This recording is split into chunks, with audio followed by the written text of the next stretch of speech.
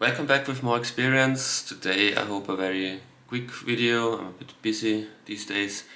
So I thought as the title suggests, I'm going to talk about well-respected bands that I don't really like. Hate would be too much of a word. That would maybe be a bit too clickbaity because I don't really hate anyone or anything. But these are bands that critics seem to like and music nerds seem to like, and I never could get into them. It would be easy, to list Nickelback or Justin Bieber or something like that, but we're not going to go that route. With such groups, it's pretty obvious that I won't like their music. So today it's more about bands that, yeah, as I said, as the title suggests, are very well respected and liked by people who are into pop music. I I can't stand those bands, and we'll make it quick because it's subjective, of course. There's not. I can't give objective reasons why I don't like a band, but maybe I will tell you some details with some of those bands. With some bands, I tried to get into them. I listened to albums of theirs, and it never clicked with me.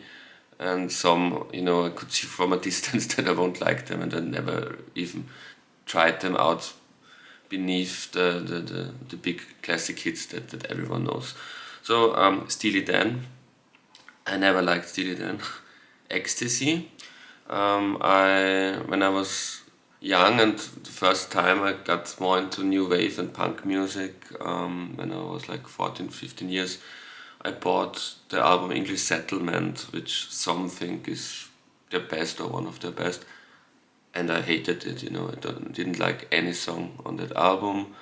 I kind of like their probably most famous song, Making Plans for Nigel, but nothing, it never really had an emotional impact with me, that group or that song, that album, English Settlement. AC/DC, that's one of those bands where I, I think I have an album by them, but I think I kind of knew before I went into that album that I won't really like it, and yeah, I didn't like it, just judging from the hits that everyone knows, Back in Black, Highway to Hell. That's not my type of music. Guns N' Roses, which is kind of a similar thing to me as with AC/DC, those kind of rock groups, not my thing.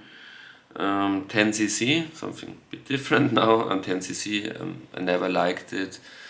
Not even the big song "I'm Not in Love." I never really understood what's supposedly so good about the song. It's interesting. I can see it. The recording technique, the production was very influential, of course.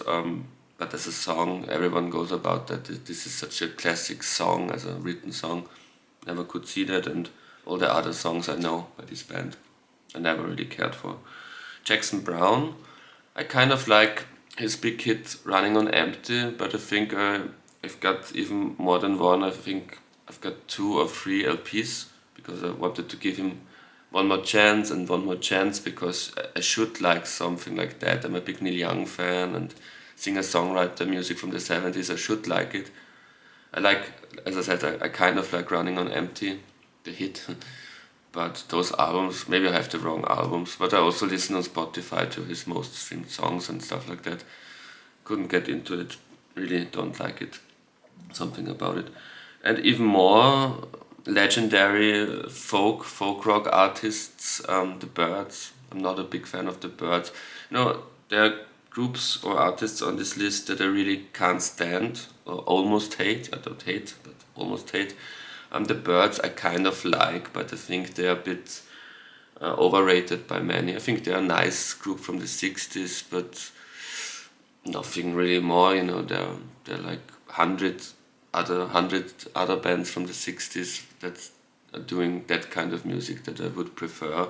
I think they've got 3 or 4 nice hits, and this classic album they did in the mid 60s, is it The Fifth Dimension, something like that? What was this the title? That's okay. And 8 Mile High City is okay, and the Bob Dylan cover of Mr. Tambleman, that's okay, but I can't see why they are such legends. Queen, I really can't stand Queen. There are 2 or 3 songs I really like by Queen, but those are usually the songs that Queen fans don't like, you know. I like that Under Pressure Radio Gaga phase where they got more synthy sounds into their sound, but most of the classic phase Queen fans, they think that they went downhill when this period started. I think that's the only period of theirs that I'm interested in. And Who Wants to Live Forever is probably my favorite song of theirs, which is also, again, very atypical Queen song. For example, I never really liked Bohemian Rhapsody, the song. Never understood what's so great about it. Peter Gabriel, you know, I could say prog rock as a genre, you know, Peter Gabriel, Genesis, but all those groups, Yes, and all those other groups, Rush, I don't like that genre. Also, heavy metal is a genre. I don't think I like any heavy metal that's ever been recorded. Pink Floyd, post Syd Barrett, you know, the first 2 albums of Syd Barrett, I think are very cool psychedelic albums. But once Roger Waters and Dave Gilmour took over, I didn't care for any of that. You know, I can see why the big 3 albums, Animals, Wish You Were Here, and Dark Side of the Moon, are classics, but on an emotional level, on a personal, subjective level, never connected with me. And The Wall, I really don't like The Wall, to say. Eurythmics is also a band I can't really stand. Then grunge, you know, I like some Nirvana, but Pearl Jam, Soundgarden, all those whiny bands I don't care for. Yeah, that's it. Maybe there are several more. This was a very quick video. I didn't put much research into it. Those were the first few that came to my mind. But maybe that's an interesting video, not for, because I want to spread hate on the internet. I usually make positive videos, but maybe it's interesting for some of you. After I've talked for so much time on this channel about things I like, so now you know what I don't like and what you can not expect from my channel. You know, you probably won't get any Queen related videos on this channel, for example. So thank you very much for watching. Subscribe to the channel if you haven't already, and until next time, goodbye.